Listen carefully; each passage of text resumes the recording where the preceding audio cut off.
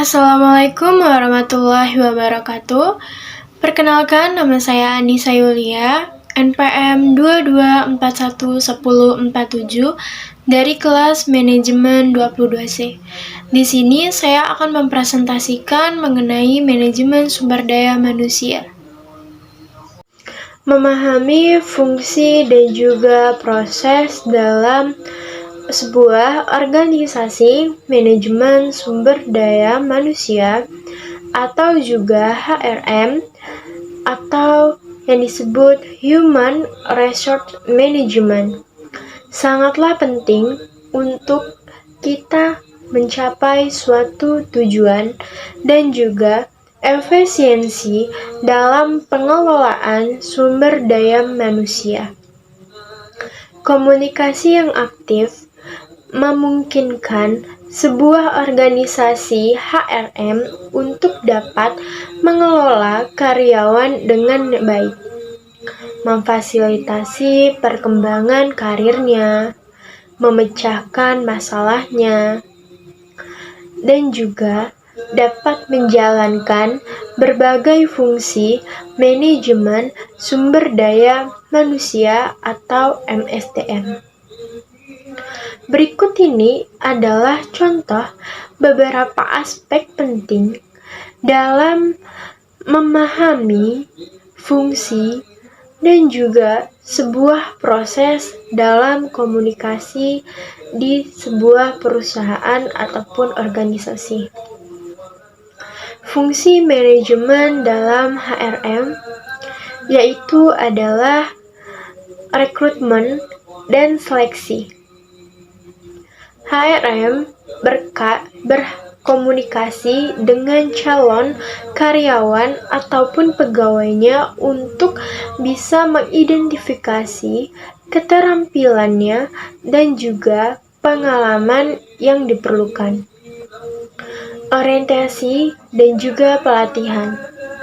Komunikasi digunakan untuk menginformasikan karyawan ataupun pegawai yang baru tentang kebijakan, prosedur, dan juga pelatihan yang relevan tentunya. Lalu ada evaluasi kinerja. Komunikasi ini digunakan untuk memberikan suatu umpan balik kepada karyawan ataupun pegawai tentang sebuah kinerja. Mereka dapat merencanakan pengembangan yang lebih baik dan lebih lanjut untuk kedepannya. Lalu ada pengelolaan konflik.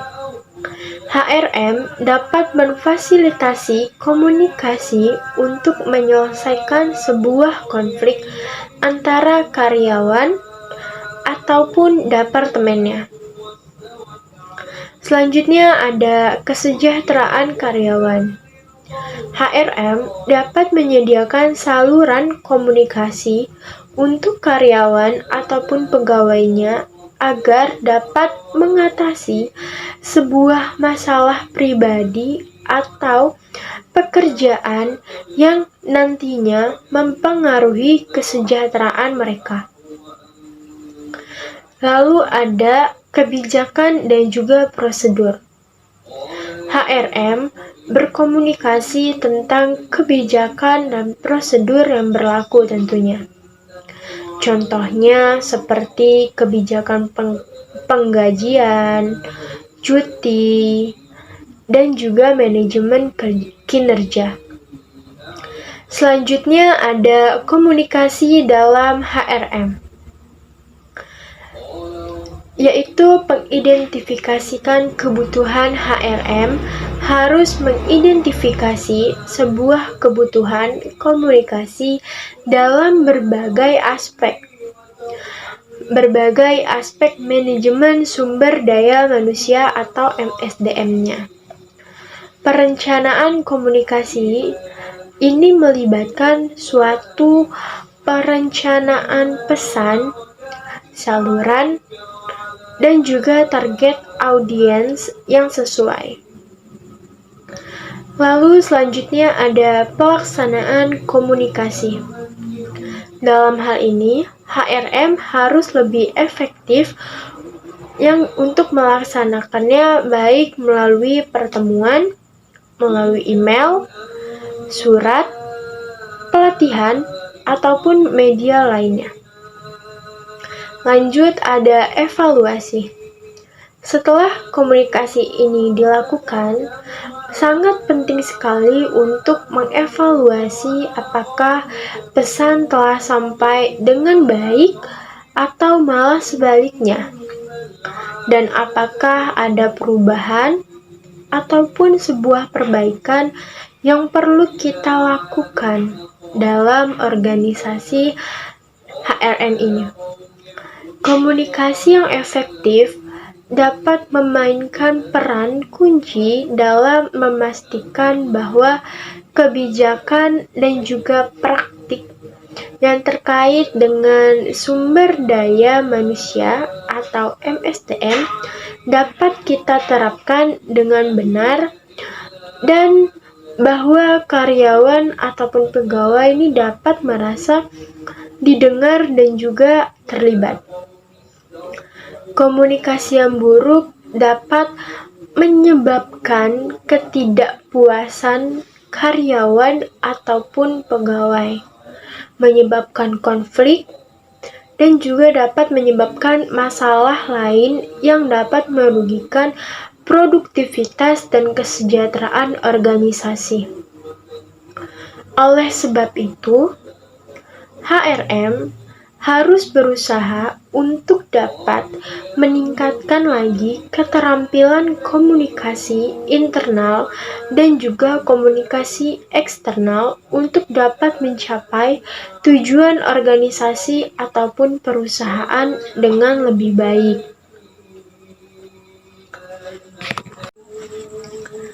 Elemen-elemen komunikasi.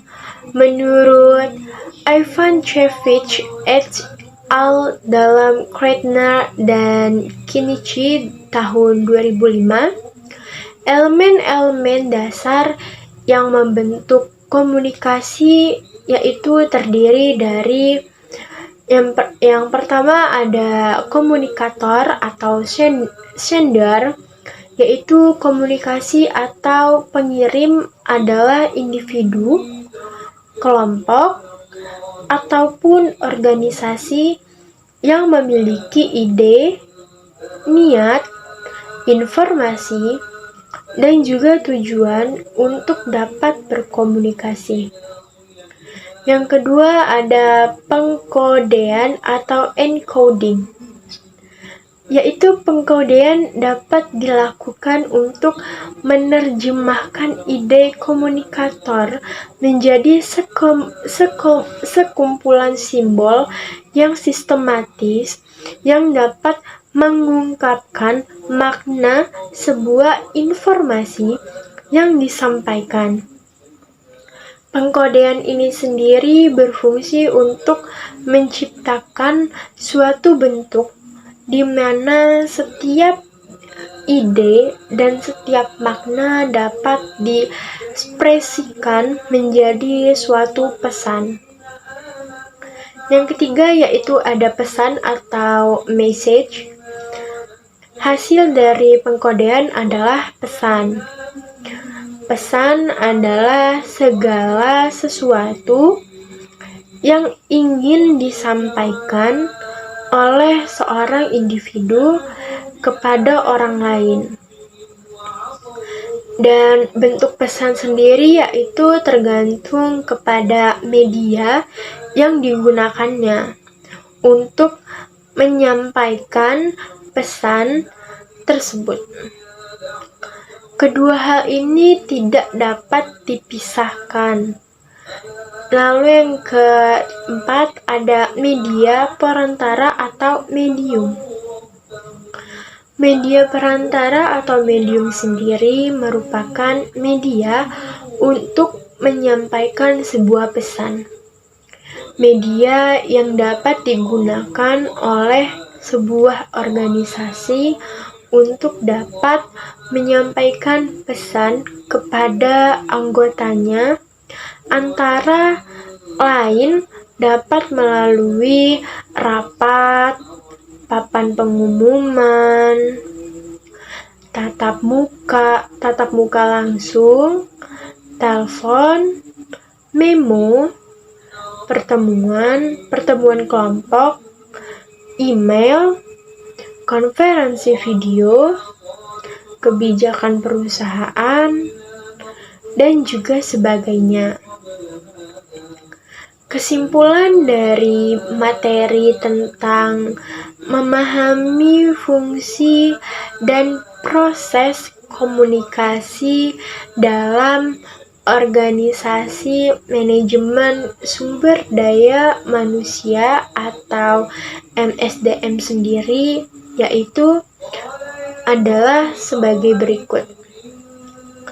Komunikasi sendiri memiliki peran kunci dalam manajemen sumber daya manusia atau MSDM, yaitu komunikasi sangat berpengaruh pada berbagai aspek seperti rekrutmen, orientasi, pelatihan, evaluasi kinerja, manajemen konflik, dan kesejahteraan karyawan.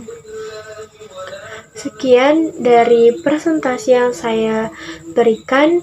Mohon maaf bila ada kesalahan. Saya ucapkan terima kasih. Assalamualaikum warahmatullahi wabarakatuh.